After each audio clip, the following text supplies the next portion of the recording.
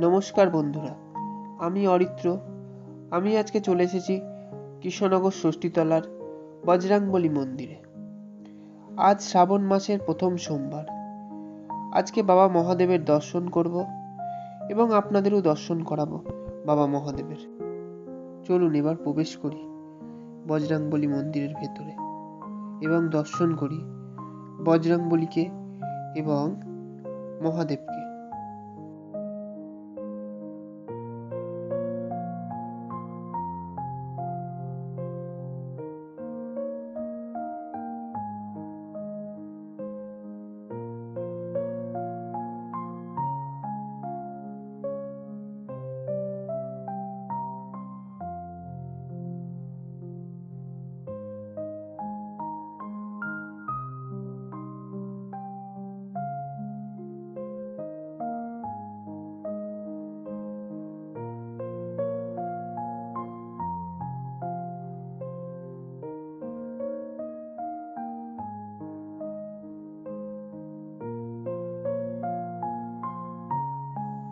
জয় বজরংবলী।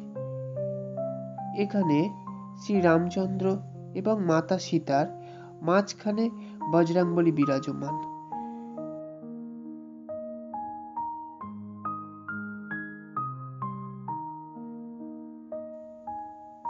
জয় বাবা ভোলানাথ। ওম নমঃ শিবায়। সবার মঙ্গল করো, ভালো করো। এখানে আমি মাঝে মধ্যেই আসি। এখানে এসে দুদণ্ড বসলে মনটা শান্তি লাগে। প্রতিদিনের নিত্য পুজোর সঙ্গে সঙ্গে শনিবার এবং মঙ্গলবার একটি বিশেষ পুজোর আয়োজন করা হয়, সকালবেলা এবং সন্ধেবেলা। আমাদের কৃষ্ণনগরের আশেপাশের থেকে অনেক মানুষজন আসেন এখানে পুজো দেখতে, সন্ধ্যা আরতি দেখতে।